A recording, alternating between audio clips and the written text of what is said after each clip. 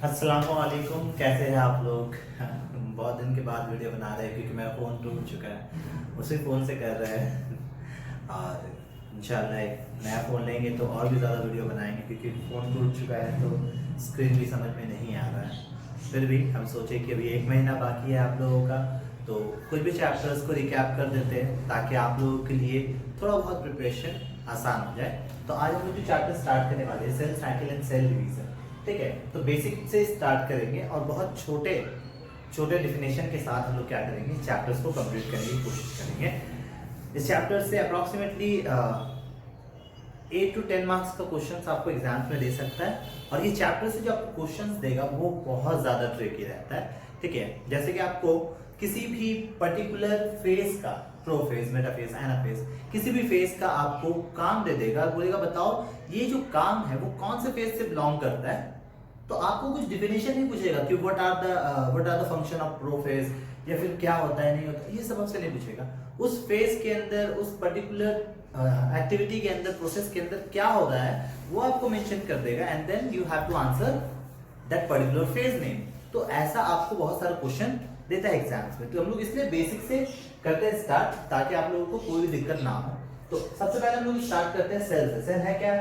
Structure and functional unit of life, यानी कि हमारा जो शरीर है, ठीक है, वो स्टार्ट हुआ था एक सेल से और आज हमारे बॉडी के अंदर ट्रिलियन ऑफ सेल्स है। तो ये हमारे बॉडी को बनाने में और हमारे बॉडी में डिफरेंट टाइप के फंक्शंस को करने में मदद करता है। नेक्स्ट है टाइप ऑफ सेल्स। सेल्स कितने प्रकार के होते हैं, कितने टाइप के होते हैं, कितने किस्म के होते हैं? तो प्रोकैरियोटिक सेल्स होता है जो बैक्टीरिया वायरसेस में पाया जाता है। यूकैरियोटिक सेल्स होता है जो हम में या फिर जितने भी हायर ग्रुप्स ऑफ प्लांट्स है या एनिमल्स है उनके बॉडी में पाया जाता है। नेक्स्ट आपका है बेटा सेल डिवीजन। सेल डिवीजन होता क्या? देखिए, it's the process by which a cell divides to form two new daughter cell.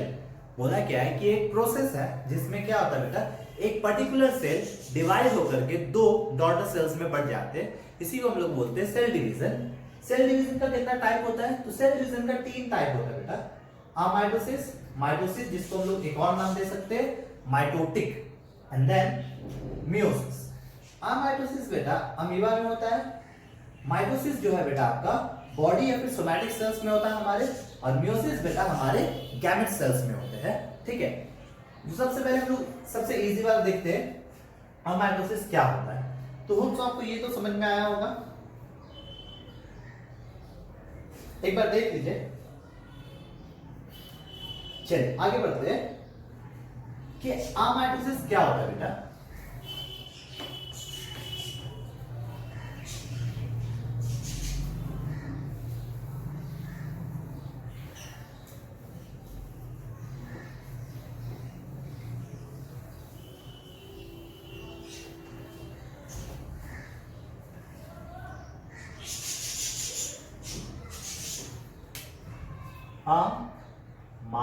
अमाइटोसिस cell division.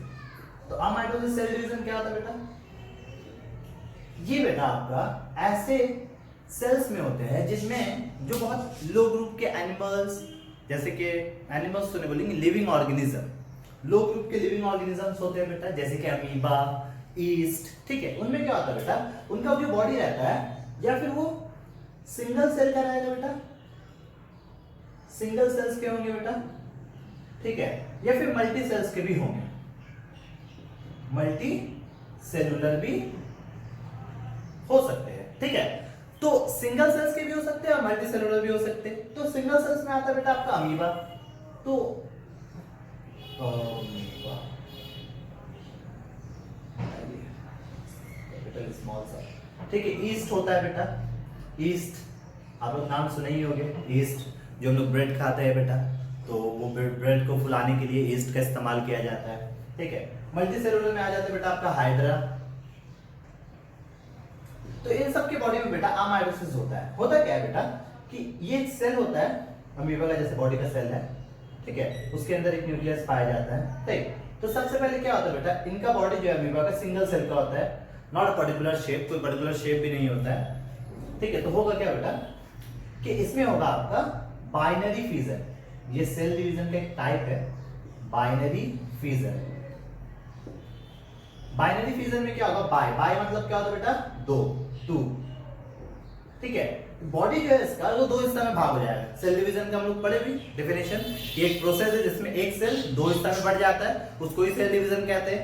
तो यहाँ पर भी आपको बोल रहा है बेटा कि एक सेल जो है बेटा आपका दो हिस्सा में बढ़ जाएगा, ठीक है, बाइनरी फिजन होगा। तो होगा क्या बेटा, सबसे पहले इसके बॉडी में ऐसे हल्का सा एक क्लीवेज बनना शुरू होगा। आज का जो न्यूक्लियस है बेटा, देखिए सेल है तो सेल में क्या होगा बेटा, न्यूक्लियस होगा, ठीक है, और ये क्या होगा बेटा, साइटोप्लाज्म होगा। बेटा अगर न्यूक्लियस डिवाइड करता है बेटा तो क्या कहलाएगा, न्यूक्लियस अगर डिवाइड करता है बेटा तो क्या कहलाएगा, कार्योकाइनेसिस।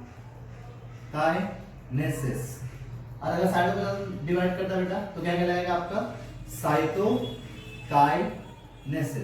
समझे आप क्या बोल रहा है इसमें। तो सबसे पहले क्या होगा बेटा, इसके सेल के जो मेम्ब्रेन है उसमें ऐसे क्लेवेज बनना स्टार्ट होगा और इसका जो न्यूक्लियस है बेटा वो 1 से 2 होना स्टार्ट हो जाएगा, ठीक है। फिर आगे बढ़ करके इसके न्यूक्लियस में और ज्यादा ये होगा और क्लेवेज और ज्यादा क्या होगा, अपने आकार को बढ़ाएगा। ये न्यूक्लियस और ज्यादा अपने आप को आगे बढ़ा रहा है, डिवाइड कर रहा है। एंड देन एक टाइम ऐसा आएगा बेटा कि जो क्लेवेज बन रहा था, क्लेवेज बहुत ज्यादा हो जाएगा और न्यूक्लियस जो है अब पूरी तरह से एक दूसरे से डिटैच होने के लिए तैयार है। तो इस तरह से क्या होगा, जब क्लेवेज बिल्कुल जुड़ जाएगा तो यहाँ पर एक न्यूक्लियस आ गया और यहाँ पर भी एक न्यूक्लियस आ जाएगा, ठीक है। तो इस तरह से एक सेल से बेटा आपका दो डॉटर सेल्स, एक मदर सेल से दो डॉटर सेल्स डिवाइड हो जाते हैं। इसी को बोलते हैं फ्यूजन होना, बढ़ जाना, अलग हो जाना, ठीक है। What is this, this is the cleavage. ये क्लेवेज बन रहा है बेटा, ये क्लेवेज देखिए बढ़ते जाएगा, इतना बढ़ जाएगा कि ये क्लेवेज एक दूसरे से मिल जाएगा एंड देन सेल्स दो हिस्से में डिवाइड होगा। तो क्लेवेज का बनना क्या हो गया बेटा, साइटोकाइनेसिस। और जो अंदर में न्यूक्लियस डिवाइड हो रहा है बेटा वो क्या हो गया, कैरियोकाइनेसिस। इसको और हम लोग आगे पढ़ेंगे, ठीक है।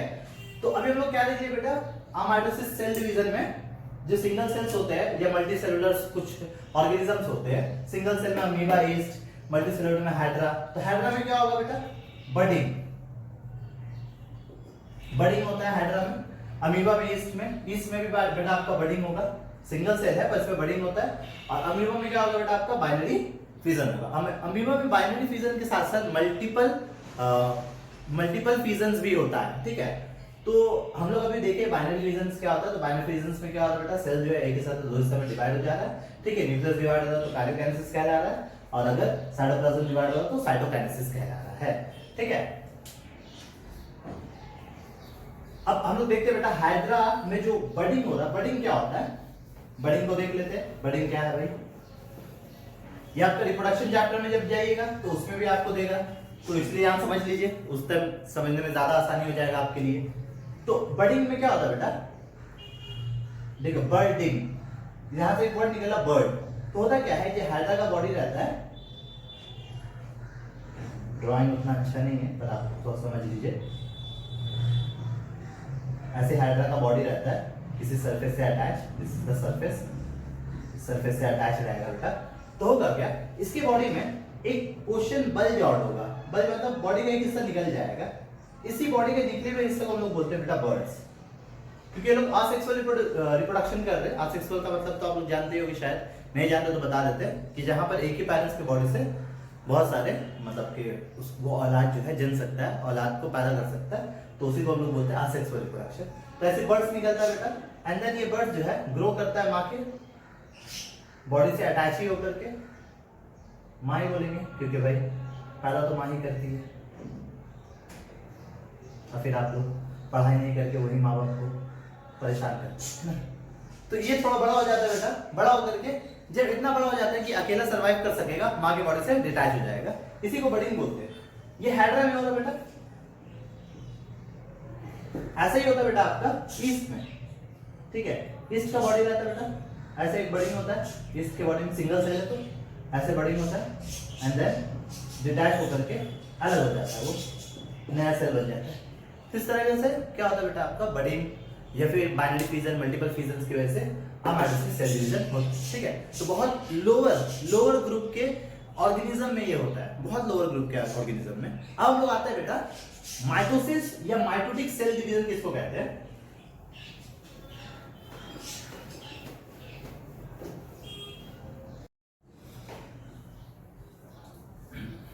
सॉरी बेटा, वीडियो में कुछ ग्लिच आ रहा है एक्चुअली। फ़ोन का स्टोरेज भर गया और समझ में नहीं आ रहा है कैसे खाली करना है। फ़ोन का पूरा स्क्रीन गया हुआ है।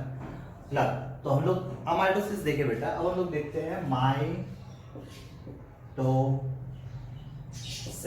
या फिर माइटोटिक सेल डिवीजन।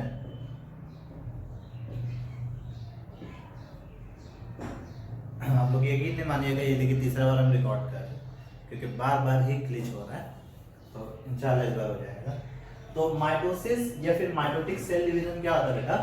माइटोसिस या फिर माइटोटिक सेल डिवीजन बेटा आपका कहां पर होता है? पहले ये याद रखिएगा, ये आपका होता है बेटा सोमैटिक सेल में। कहां होता है बेटा आपका? सोमैटिक सेल में या फिर बॉडी सेल में होता है बेटा, बॉडी सेल में होता है, ठीक है। सोमैटिक सेल में या फिर बॉडी सेल्स में होता है। और इसके एक और खासियत क्या बेटा? ये इक्वेशनल सेल डिवीजन कहलाता है, इक्वेशनल सेल डिवीजन कहलाएगा। क्यों कहलाएगा भाई इक्वेशनल सेल डिवीजन? क्योंकि इसमें जो number of chromosome mother cell में पाया जाता है, जैसे कि मान लेते हैं इंसान का, तो इंसान के हर सेल में, हर सोमैटिक सेल्स में कितना नंबर ऑफ क्रोमोसोम्स है? 46 बेटा, ठीक है। तो इससे जब दो डॉटर सेल बनेगा, ये मदर सेल है मेरा, इससे जब दो डॉटर सेल बनेगा बेटा तो उसके अंदर नंबर ऑफ क्रोमोसोम क्या होगा? हाफ हो जाएगा, ठीक है। ये डॉटर सेल है, सॉरी हाफ नहीं होगा, उतना ही रहेगा, हाफ नहीं होगा, उतना ही रहेगा। यानी कि मदर सेल में 46 है तो डॉटर सेल में भी 46 ही रहेगा, सॉरी 46 ही रहेगा, ठीक है ना। कोई बदलाव नहीं आएगा क्योंकि तो बॉडी में रहना है उसको।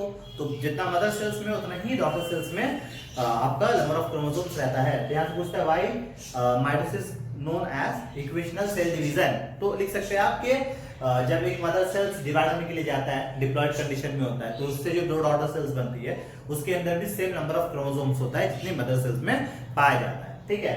अब आप लोगों को क्रोमोसोम्स समझ में आ रहा है कि नहीं आ रहा है?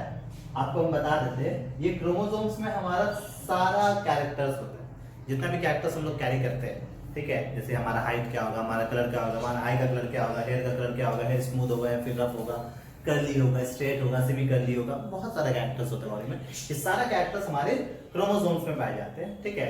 तो क्रोमोसोम्स को भी डिटेल में हम लोग पढ़ेंगे नेक्स्ट वीडियो में, ठीक है। फिलहाल अभी ये देखिए। इसके बाद आता बेटा आपका मियोसिस सेल डिवीजन।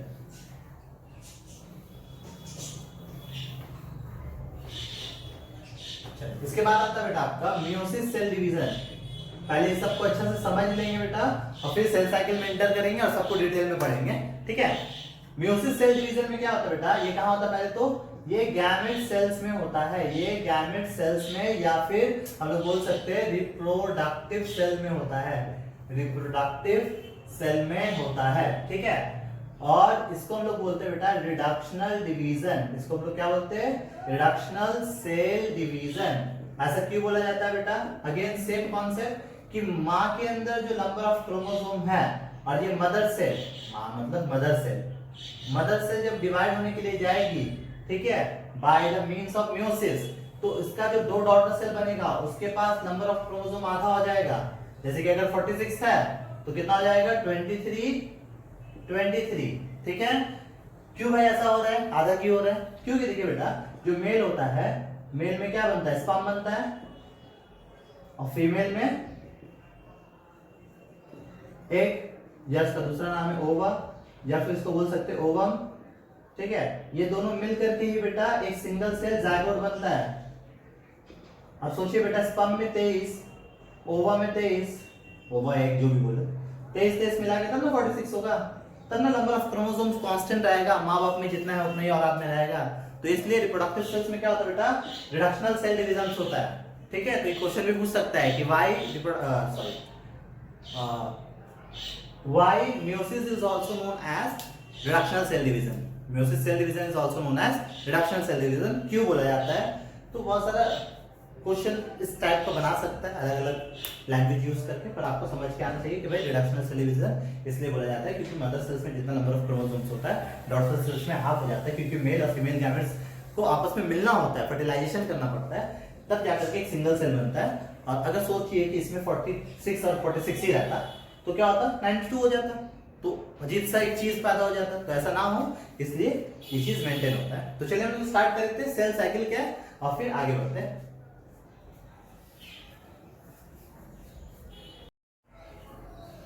तो चलिए बेटा देखते हैं सेल साइकिल क्या होता है। ठीक है, डेफिनेशन लिखा हुआ है, the sequence of events from the time a cell first arises as a result of cell division until the time when that cell itself divide. मतलब क्या है कि बेटा ये एक सीक्वेंस है, जैसे एक साइकिल का पहिया होता है ना, वैसे ही एक सेल है, सेल अपने आप को डिवाइड किया बेटा। ठीक है, एक सेल है, सेल अपने आप को डिवाइड किया, दो सेल बनाए, अब फिर ये सेल वापस से क्या करेगा, अपने आप को ऐसा बनाएगा बेटा कि फिर से ये दो हिस्सा में डिवाइड हो सके। ठीक है, फिर डिवाइड होगा तो फिर से वापस वही में चला जाएगा बेटा, ये वाला फिर से क्या करेगा, अपने आप को दो हिस्से में डिवाइड करेगा, फिर ये अपने आप को दो हिस्से में डिवाइड करेगा, ऐसे चलता रहेगा। तो एक सीक्वेंस है बेटा। ठीक है, जहां पर क्या होता है, सेल अपने आप को एक से दो बनाता है, फिर वो जो नया सेल है वो दोबारा इस लायक नहीं हो जा रहा कि डिवाइड करे, सेल साइकिल चलता रहता है। तो एक नया सेल बना, जैसे कि एक सेल था, इससे एक नया सेल बना। ठीक है, तो ये एक नया सेल बेटा अपने आप को फिर से दो हिस्सा में डिवाइड करेगा, तो उसके लिए अपने आप को क्या करता है, तैयार करता है, फिर डिवाइड करता है। तो अपने आप को तैयार करना, अपने आप को फिर डिवाइड करना, ये पूरा मिला के क्या कहलाता है, सेल साइकिल। तो सेल साइकिल में बेटा दो फेज होता है, एक को बोलते हैं इंटरफेज और एक को बोलते हैं बेटा हम लोग माइटोटिक फेज। ठीक है, एक को बोलते हैं इंटरफेज बेटा और एक को बोलते हैं माइटोटिक फेज। ठीक है, इंटरफेज में क्या होता है बेटा, इंटरफेज बेटा ग्रोथ फेज है, जहां पर देखिए जो एक सेल है ना बेटा, देखिए एक बड़ा सा सेल था, वो डिवाइड हुआ और दो छोटे छोटे सेल्स बने। तो अब देखिए बेटा इसका साइज बहुत छोटा है पहले से, है ना, पहला वाला बहुत बड़ा था, मैच्योर था, फिर इससे दो सेल बना। तो ये क्या करेगा, पहले अपने आप को बड़ा करेगा, पहले तुम तो छोटे है ना, बड़े हो गए तब ना शादी करोगे, ऐसे छोटे में कौन शादी कर लेता है, पागल लोग। तो ये अपने आप को क्या करेगा, ग्रोथ करेगा, और इसके अंदर जो डीएनए है बेटा वो रिप्लिकेट करेगा सेल डिवीजन के दौरान में ही, बिटवीन। तो ये जो नया सेल बना है ये अपने आप को ग्रो करेगा, रिप्लिकेट करेगा अपना डीएनए को, एंड देन फिर जब वो तैयार हो जाएगा, यहाँ पे हम तैयार है, तो फिर आगे चल करके माइटोटिक फेज में अपने आप को डिवाइड कर लेगा। तो ये जो फेज है बेटा इंटरफेज है, तो ये एक ऐसा फेज है जहां पर ग्रोथ होता है, डीएनए का रिप्लिकेशन होता है। इसके अंदर तीन सब फेज पाया जाता है, हम मेन पॉइंट दिखा दिए, इसको अच्छा से समझ कर चल जाना एग्जाम में। G1 फेज में क्या होता है बेटा, जो नया सेल बना है उसका साइज ग्रो करेगा। ठीक है, कैसे ग्रो करेगा बेटा साइज, ऑब्वियसली साइटोप्लाज्म डबल होगा, और जो भी साइटोप्लाज्म उसके अंदर वो डबल होगा, सेल ऑर्गेनेल है वो डबल होगा, उसके बाद से ग्रो करेगा। तो G1 फेज, G1 का मतलब क्या, फर्स्ट ग्रोथ फेज। ठीक है, फर्स्ट ग्रोथ फेज में सेल अपने आप को इंक्रीज कर लिया। फिर एस फेज, एस फेज का full form synthetic phase, synthetic माने बनाना। ठीक है, तो यहां पर डीएनए रिप्लिकेट करेगा, डीएनए है भाई, तो ये डीएनए क्या करेगा, अपने जैसे एक और डीएनए बनाएगा। कैसे, ये डीएनए पहले दो हिस्से में ऐसे खुल जाएगा, और क्या होगा बेटा, यहां पर उसकी तरह एक और डीएनए का स्ट्रैंड बनना शुरू करेगा। तो वही सेकंड पॉइंट में बोला है, two sister strand of DNA called chromatid are produced. देखिए एक से क्या होगा बेटा, दो बन गया ना, पहले कोई भी डीएनए होगा, वो डीएनए अपने आप को खोल लेगा, अपना कॉइलिंग को खोल लेगा, और खोल के बोलेगा भाई एक ये डीएनए क्या करेगा, अपने जैसे एक और स्ट्रैंड बना लेगा, और ये डीएनए अपने जैसे क्या और स्ट्रैंड बना लेगा। This is called the replication. यही रिप्लिकेशन कौन सा फेज में होता है बेटा, एस फेज में होता है। देन G2 फेज, अगेन ये भी ग्रोथ फेज है, सेकंड ग्रोथ फेज, इसमें भी सेल ऑर्गेनेल डबल होगा, नया साइटोप्लाज्म फॉर्म करेगा। ठीक है, एंड देन जैसे ये तीनों फेज हो जाएगा, देन सेल कहां चल जाएगा बेटा, इंटरफेज से माइटोटिक फेज में। ठीक है, तो अब हम लोग देखेंगे माइटोटिक फेज में क्या होता है सेल के साथ।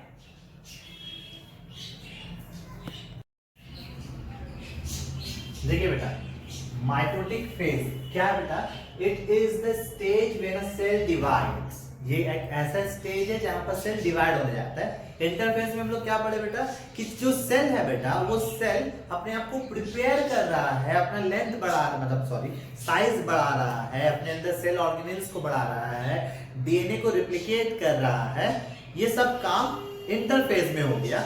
अब यहाँ पर जो हम लोग फेज देख रहे हैं बेटा, ये फेज में क्या होता है बेटा आपका, इस फेज में क्या होगा बेटा आपका, कि सेल जो है अपने आप को बड़ा कर लिया, बढ़ा लिया, अब वो अपने आप को एक से दो हिस्सा में डिवाइड करने के लिए जाएगा। तो इंटरफेज जो हम लोग पढ़े ना बेटा, उसको होने में अप्रोक्सीमेटली इंटरफेज होने में बेटा, इंटरफेज में 22 से 23 घंटा लगता है बेटा, 22 से 23 घंटा लगता है। और बाकी मिटोसिस में क्या होता है बेटा, 1 से 2 घंटा में इसका काम खत्म।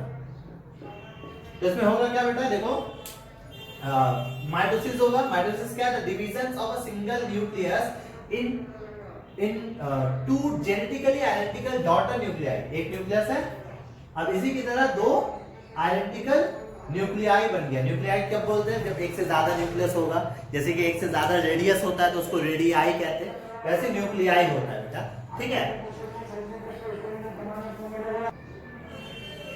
तो बेटा देखिए समझ में आया ना कि एक न्यूक्लियस जब दो अलग अलग न्यूक्लियाई में बदल जाता है, माइटोसिस कहलाता है। देखिए this division involve two process. The division of nucleus is known as karyokinesis and the separation of cytoplasm is known as cytokinesis, यानी कि साइटोप्लाज्म का डिवीजन होना, सेपरेट होना यानी कि अलग होना, डिवाइड होना, ठीक है बेटा। अब देखिए माइटोटिक फेज में बेटा पहला जो फर्स्ट एम फेज, एम मतलब वही बेटा माइटोटिक, पहला एम फेज में क्या आता है बेटा, पी मैट, ऐसे याद रख सकते हैं, prophase, metaphase, anaphase, telophase, P mat, ठीक है ना। सीक्वेंस याद रखना, पहले कौन आया, पहले प्रो, फिर मेटा, फिर एना, फिर टेलो, एंड देन उसके बाद सेकंड फेज में साइटोप्लाज्म का डिवीजन होता है, ठीक है।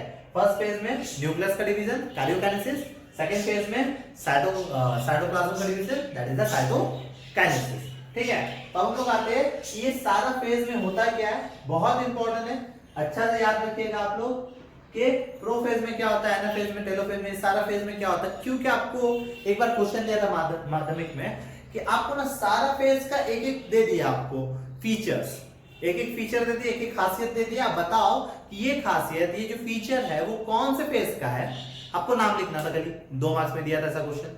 तो क्वेश्चन किसी भी तरह से फ्रेम कर सकता है, आपको अच्छे से कॉन्सेप्ट को क्लियर रखना है, ठीक है। तो चलिए हम लोग आते हैं पहला एम फेज में क्या क्या होता है।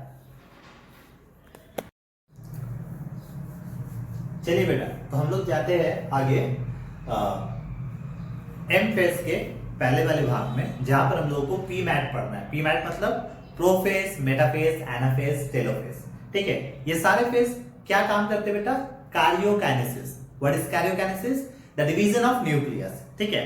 तो प्रोफेज में सबसे पहले होता है बेटा earlier prophase and late prophase. एक मिनट,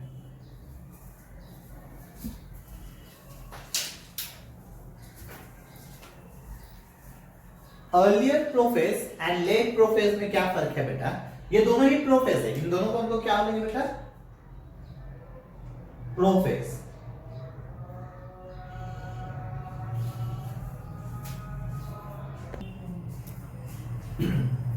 अर्लियर प्रोफेज और लेट प्रोफेज को मिला करके हम लोग बोलते हैं प्रोफेज, ठीक है। तो अर्लियर प्रोफेज में क्या होता है, आपके बुक में लिखा हुआ है नॉर्मली प्रोफेज, ठीक है, पर थोड़ा सा डिटेल में पढ़ने से क्या होता है कि दोनों में फर्क समझ में आएगा आपको। बोला है chromatid condense becoming the chromosome, ये जो क्रोमैटिड्स बना था डीएनए का फ्रैगमेंट्स, ये कंडेंस होना शुरू होगा। कंडेंस मतलब दे आर कॉइलिंग, कॉइल होगा, और कॉइल करके क्या बनेगा बेटा, ऐसे क्रोमोसोम्स का फॉर्मेशन करेगा, ठीक है। एंड देन न्यूक्लियोलस डिसअपीयर, ये जो न्यूक्लियस होता है, न्यूक्लियस के अंदर अलग अलग पार्ट होता है, एक होता है न्यूक्लियोलस, न्यूक्लियोलस ये डिसअपीयर होना शुरू हो जाएगा, न्यूक्लियोलस डिसअपीयर होना शुरू हो जाएगा। Centriole separates and start to moving to opposite ends of the cell. Cell के अंदर जो सेंट्रियोल्स होता है बेटा, देखो यहां पर डायग्राम बना देते हैं, ये सेल है, ये सेल के अंदर आपका न्यूक्लियस है, इसके अंदर ये न्यूक्लियोलस से जो आहिस्ते आहिस्ते डिसअपीयर हो रहा है। यहां पर सेंट्रियोल्स पाया जाता है बेटा, जो मैक्रोट्यूब्यूल से बना हुआ होता है। ये सेंट्रियोल्स क्या करता है, अपने आप को सेपरेट कर लेता है और मूव करता है अपोजिट एंड में, यानी कि ऐसा पहले सेंट्रियोल्स एक और बन जाएगा, फिर ये सेंट्रियोल्स क्या करेगा, एक सेंट्रियोल्स यहां मूव करना शुरू करेगा अपोजिट में, और एक अपोजिट एंड में ही रहेगा, ठीक है। तो सेंट्रियोल्स मूव करना शुरू करता है बेटा एंड स्पेंडल्स बिगिन टू फॉर्म, और इसमें से क्या होता है बेटा, स्पेंडल्स बनना शुरू होता है। ये जो सेंट्रियोल्स गया अपोजिट पोल में, यहां चला जाएगा, एक यहां रहेगा, ठीक है। इससे क्या होगा बेटा, स्पेंडल फाइबर बनना शुरू करेगा, और जो ये क्रोमैटिड्स है, वो क्रोमैटिड्स अपने आप को कॉइल करेगा, कंडेंस करेगा, इस तरीके से क्रोमोसोम्स का फॉर्मेशन होगा। ठीक है, मान लेते हैं ऐसे क्रोमोसोम्स बन गए यहाँ पर। ठीक है, और ये क्या करेगा बेटा, सेंट्रियोल्स स्पेंडल फाइबर बनाना शुरू करेगा। लेट में क्या होगा बेटा, लेट प्रोफेज में the nuclear membrane disappearing and centrioles have moved to the opposite poles. इस स्टेज में क्या होगा बेटा, लेट प्रोफेज में, कि जो आपका ये न्यूक्लियर मेम्ब्रेन है ये पूरा तरह से डिसअपियर हो जाएगा। ठीक है, और सेंट्रियोल्स अब पूरा अपोजिट पोल में चला गया है। Next, spindle is completely form. Late prophase में स्पेंडल फाइबर वो कंप्लीटली फॉर्म हो जाएगा। कंप्लीटली फॉर्म मतलब जितना स्पेंडल फाइबर बनना चाहिए था वो सारे स्पेंडल फाइबर बन जाएंगे। And then next phase, metaphase. Metaphase में क्या होगा कि क्रोमोसोम बेटा अलाइन हो जाएगा मेटाफेज प्लेट्स में। इसका मतलब क्या है, देखिए ये अगर सेल है तो ये जो क्रोमोसोम बना था बेटा वो सारे क्रोमोसोम अब अलाइन हो गए। अलाइन मतलब एक ही जगह में आ गए। ये एक जगह में कहां पर है, मेटाफेज प्लेट में। यहाँ पर मेटाफेज प्लेट्स का फॉर्मेशन होता है मेटाफेज में। एंड देन ये मेटाफेज प्लेट में सारे क्रोमोसोम आकर के इक्वेटर में बैठ जाएंगे। Very important character. And then centrioles move at polar end and project spindle fiber to connect each chromosome। यहां पर जो centrioles आया था बेटा, यहां पर जो centrioles आया था, यहां पर जो centrioles आया था, इसमें एस्ट्रल रे बन जाते हैं।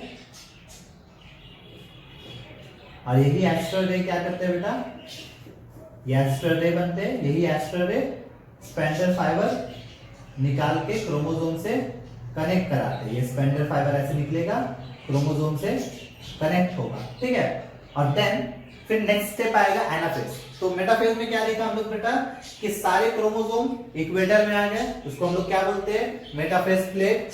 एंड सेंट्रियोल जो है वो पूरा तरीके से जो मूव किया था वो कंप्लीट क्या करेगा, स्पेंडल फाइबर बनाना शुरू करेगा। एंड देन वो स्पेंडल फाइबर जा करके क्रोमोसोम से जुड़ जाएंगे। ठीक है, यहां तक होता है मेटाफेज। फिर इसके बाद आता है बेटा एनाफेज। ठीक है,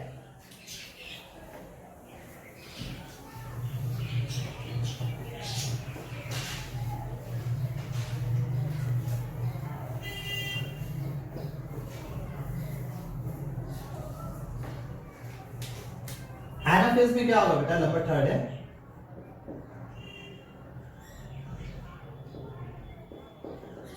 एनाफेज में क्या होगा, जो क्रोमोसोम से, देखो यहां पर ये क्रोमोसोम बनाते हैं हम, 1 2 3 क्रोमोसोम बना रहे। यहां पर सेंट्रियोल्स है, ये सेंट्रियोल्स है, ये सेंट्रियोल्स का एस्ट्रल रे है, ये सेंट्रियोल्स का एस्ट्रल रे है। ये सेंट्रियोल्स का एस्ट्रल रे क्या किया, स्पेंडल फाइबर बनाया, जाकर के क्रोमोसोम्स से अटैच हो गया। ठीक है, अटैच हो गया। एंड देन एनाफेज में क्या होगा बेटा, ये दोनों जो अटैच हुआ है ये अब क्या करेगा, स्पेंडल फाइबर का लेंथ छोटा होना शुरू होगा। ठीक है ना, the length of spindle fibre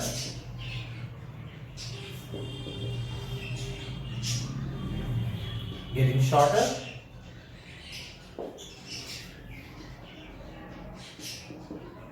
मतलब जो स्पेंडल फाइबर का लेंथ है बेटा वो आहिस्ते आहिस्ते करके छोटा होगा, जिसके नतीजे में क्या होगा, रिजल्टिंग द सेपरेशन ऑफ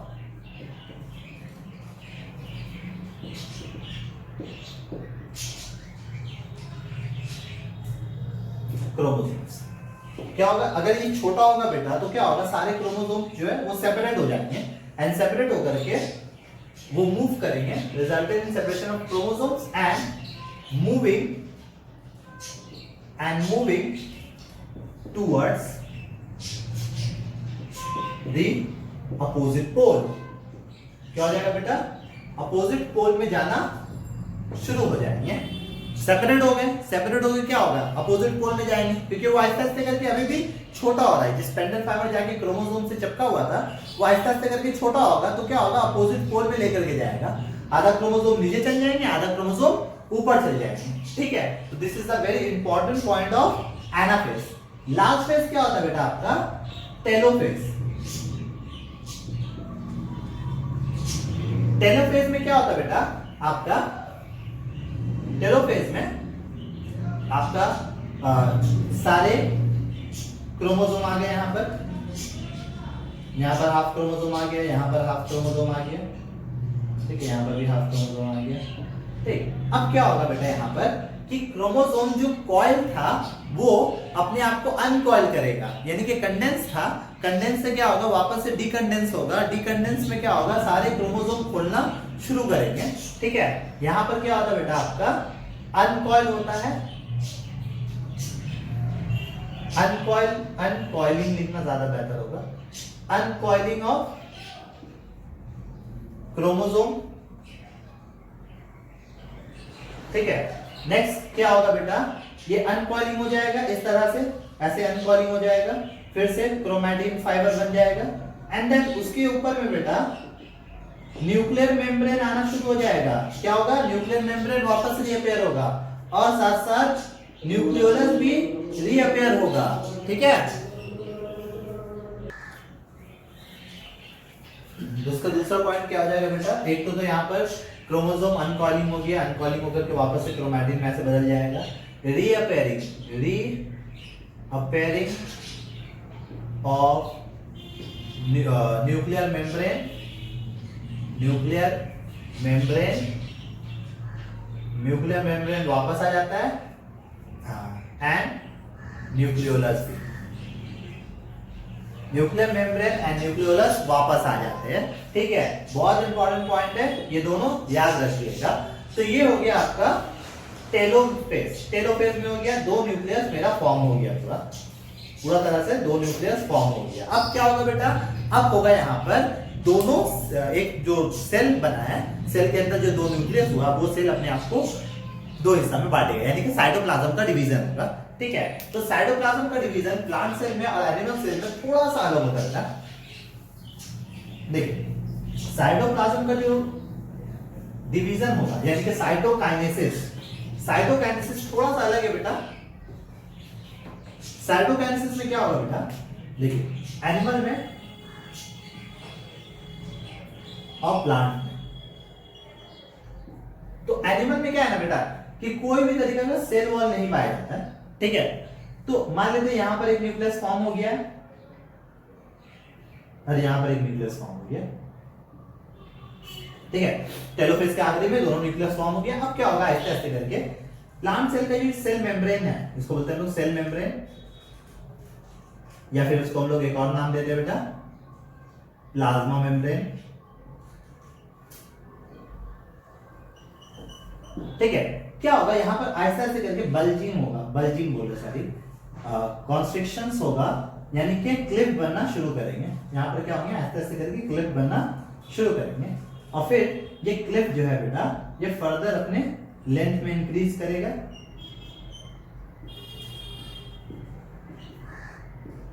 फिर और ज्यादा इंक्रीज करेगा क्लीवेज, फिर एक टाइम आएगा बेटा कि क्लीवेज वाला जो पॉइंट है वो बिल्कुल मिल जाएगा और दो सेल का फॉर्मेशन हो जाएगा। यानी कि यहां पर क्लीवेज होकर के बेटा, यहां पर क्लीवेज का फॉर्मेशन होकर के क्लीवेज का फॉर्मेशन होकर बेटा क्या हुआ है?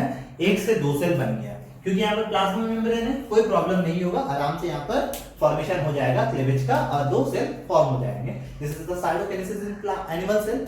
प्लांट सेल में क्या होता है बेटा? साइटोप्लाज्म तो होता है, यहाँ पर एक न्यूक्लियस बन गया है, यहाँ पर एक न्यूक्लियस बन गया है, पर इसके ऊपर में रहता है बेटा आपका सेल वॉल। सेल वॉल बहुत ज्यादा सख्त होता है, जिसके वजह से प्लांट का बॉडी एकदम सख्त होता है। तो सेल वॉल सेलुलोज का बना हुआ रहता है, ठीक है। तो होता क्या बेटा कि इसके अंदर पहले साइटोकाइनेसिस हो जाता है, यानी कि दो सेल का फॉर्मेशन हो गया, फिर आहिस्ते आहिस्ते क्या होता है बेटा? इसके बीच में सेलुलोज का एक प्लेट बनना शुरू होता है, एंड जैसे ये सेलुलोज का प्लेट ज्यादा फॉर्म करेगा तो ये दोनों सेल्स जो डिवाइड हुए थे साइटोप्लाज्म के नतीजे में वो भी अलग हो जाएंगे और इस तरह से दो सेल बन जाएगा ऐसे अलग होकर के, इसके अंदर एक एक न्यूक्लियस है और 2 सेल का फॉर्म होगा। तो यहां पर क्या होता है बेटा, सेल प्लेट बनना शुरू करते हैं, सेल प्लेट बनना शुरू करते हैं। ये सेल प्लेट किसका बना हुआ रहता है बेटा, सेलुलोज का बना हुआ रहता है। और यही सेल प्लेट आगे चल के क्या बनता है बेटा, यही सेल प्लेट आगे बन के सेल वॉल बनता है। तो सेल वॉल फॉर्म हो गया, तो ये दोनों सेल सेपरेट हो जाता है, अलग अलग। तो इस तरीके से क्या होता है बेटा आपका साइटोकाइनेसिस, साइटोकाइनेसिस, साइटोकाइनेसिस का फॉर्मेशन होता है। तो साइटोकाइनेसिस हो गया, 2 सेल बन गया, सेल डिवीजन खत्म। ठीक है, अब ये जो सेल नया सेल बना है, यहाँ पर एक तो बोनस चीज याद रखना आप लोग, ये जो नया सेल बनता है ना, ये वापस से कहां जाएगा, सेल साइकिल में इंटर करेगा ऑब्वियसली। पर ये सेल साइकिल में इंटर करे इससे पहले ये रेस्टिंग फेज में जाता है। कहां जाता है, रेस्टिंग फेज में जाता है। रेस्टिंग फेज क्या होता है बेटा, रेस्टिंग फेज ऐसा फेज है बेटा जो ये बताएगा आपको कि सेल आगे डिवाइड करेगा, यानी कि सेल साइकिल में आगे बढ़ेगा या नहीं बढ़ेगा। तो ये कब होता है बेटा, बिफोर G1 फेज और and after M phase. M phase के बाद क्या होता है, 2 सेल बन जाता है ना। तब ये जो नया सेल है बेटा, ये वापस से क्या करेगा, सेल साइकिल में इंटर करेगा। तो सेल साइकिल में जब इंटर करेगा बेटा, उससे पहले उसको रेस्टिंग फेज में जाना होगा। रेस्टिंग फेज में उसको ये पता चलेगा कि भाई हमको आगे बढ़ना है, आगे बढ़ के डिवीजन करना है या नहीं करना है, वो रेस्टिंग फेज से डिसाइड करेगा। रेस्टिंग फेज कब आता है, M फेज के बाद और G1 फेज के पहले। कभी कभी हम लोग उसको G0 फेज भी कहते हैं, G0 फेज भी इसको हम लोग कहते हैं बेटा। ठीक है, तो this is your cell cycle. Cell division हम लोग पढ़ लिए, कैसे सेल डिवाइड होता है। होप सो आप लोगों को समझ में आया होगा। एक बार रिकैप करके देख लीजिएगा, समझ में नहीं आया इसके रिलेटेड नोट्स वगैरह भी हम प्रोवाइड कर देंगे। अगर नोट चाहिए होगा तो कमेंट कर दीजिएगा कि नोट का जरूरत है, वो भी प्रोवाइड हो जाएगा आप लोगों को। एंड देन नेक्स्ट वीडियो बहुत जल्दी मिल जाएगा। प्लीज इसको शेयर कर दीजिएगा अपने स्कूल्स ग्रुप या ट्यूशन ग्रुप में, ताकि सबका रिवीजन हो जाए जल्दी से। अल्लाह हाफिज।